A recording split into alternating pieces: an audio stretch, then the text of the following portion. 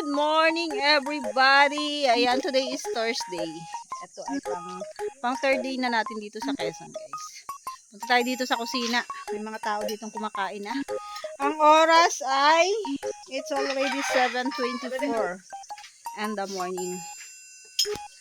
Nagsisikain na sila din. Anong ulam niya? Ha? Wala silang ulam, sinangag lang ang kinakain nila. Sinangag at kape. Sinangag na may itlog. Ang kanilang ulam. Maaga nagluto si Mother. Si Mother ay masipag magluto, guys. Yan, nagsaing na naman siya. Nagsangag siya. Kumain na eh. Puntahan natin doon. Anong ginagawa niya doon? Ah, nanonood siya doon. Ah, may kausap siya doon?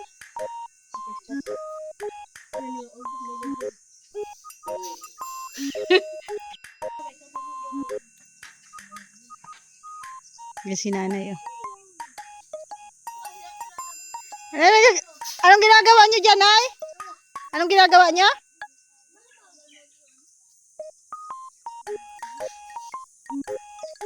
Panoorin niyo yung vlog ko. Yan si nanay. Nanonood. Ano yan? Ito magandang bahay. Ah, naghahanap po siya ng magandang bahay. Ayan, oh. Ano? Bahay, ano yung maganda yan? Mahal na yan. Ayan, oh. Nag-aano siya ng bahay, guys. So, anong magandang bahay? Nangangarap na siya ngayon ng magandang bahay. Dati ayaw may. Simple lang. Yung bahay niya po. Sobrang tagal na yung bahay na yan. Siguro may... Ilang taon na ba yung bahay na yan, ay? Simple lang. Mahal yan. Ang bundok yan. Magandang halaman. Matagal na yung bahay namin. Mga 25 years na po yung bahay na yan. Matibay nga lang kasi yung mga nilagay dyan na kahoy. Mga good lumber. Tapos, ano ba yan? Yung mga haligi niyan, talagang yung matitibay na kahoy. Tapos iba po kasi talaga ang yero noon, makakapal pa. Iba na kasi ngayon eh. Ayan. Ayan po. Ngayon, nagtitingin siya ng bahay kasi sabi ko, ipapagawa ko yung bahay niya. Pero, syempre, hindi natin yan kaya guys suluhin. Kaya sa mga gusto pong tumulong para sa bahay ng nanay ko, ayan, message nyo lang ako guys. Ayan po. Ayun yung kusina niya guys, ang layo. Ganyan. Kasi nga po, ang gatong namin ay kahoy. So, para hindi mausukan yung bahay niya dito, kaya yan, doon yung kusina. Tapos yung CR niya po doon. Ayan, yan yung CR niya. So, mas malayo din sa bahay. So, pag, ano kasi to, dalawa ay kwarto and yung, basta yan, ganyan lang yan siya, simple lang. Tapos dyan yung kanyang CR. Diba? Malayo din. Tapos kusina. So, sabi ko, ilalapit na yung kusina dito. Hindi ko po kasi alam kung pwede itong ipa-renovate. Naghihintay pa ako ng mag-i-estimate. Sinabihan ko na yung bayaw ko na kumuha ng mag-i-estimate. Kaso hindi pa man dumadating.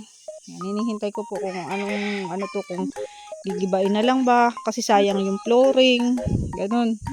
Tatanong po tayo sa karpentero kung anong pwedeng gawin dyan. Or kung magtatayo na lang ba ng bago.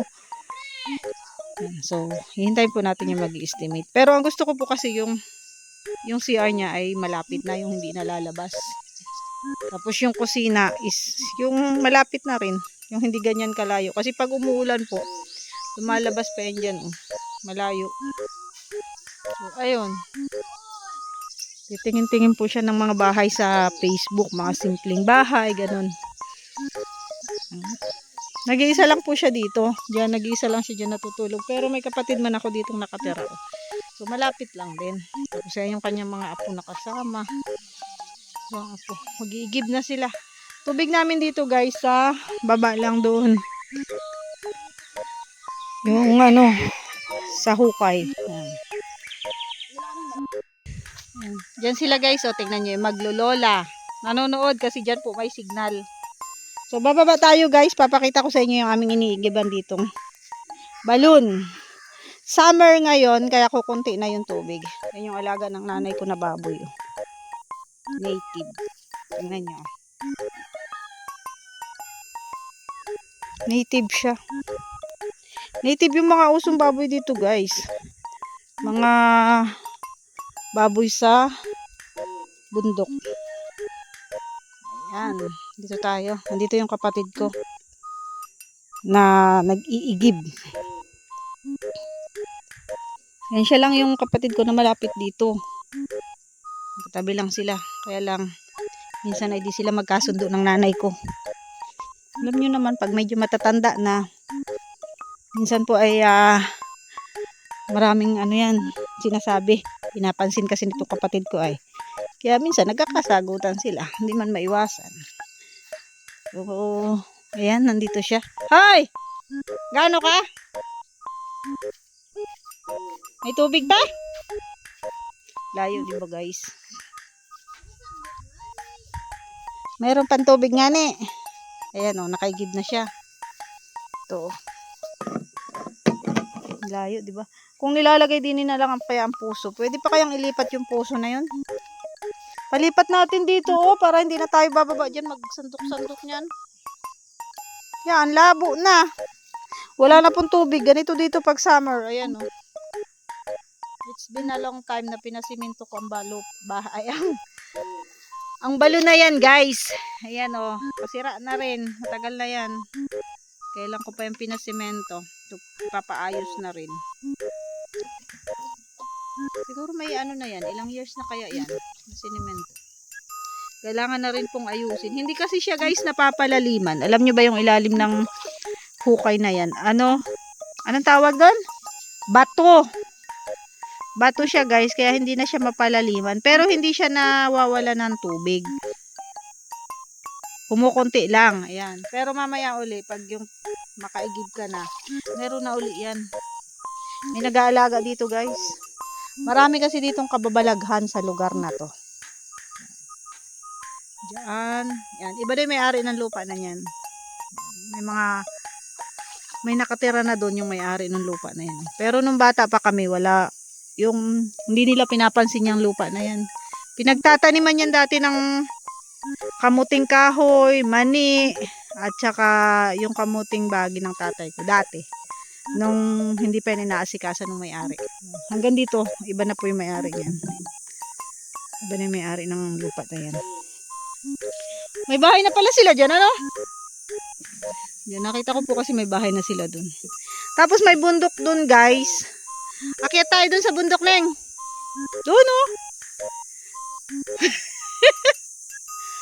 Saan ang daan? May bundok kasi dun, guys, na mahiwaga. Yun yung bundok na tinatawag namin noon na Mount Reynasido. Alam nyo ba dun? May lumalabas dun na pari. Marami nang nakakita dun na pari na walang ulo. Totoo yun, guys. Hindi yun kwentong kutsero. Marami nang nakakakita nun. Siguro dyan siya nakatira sa bundok.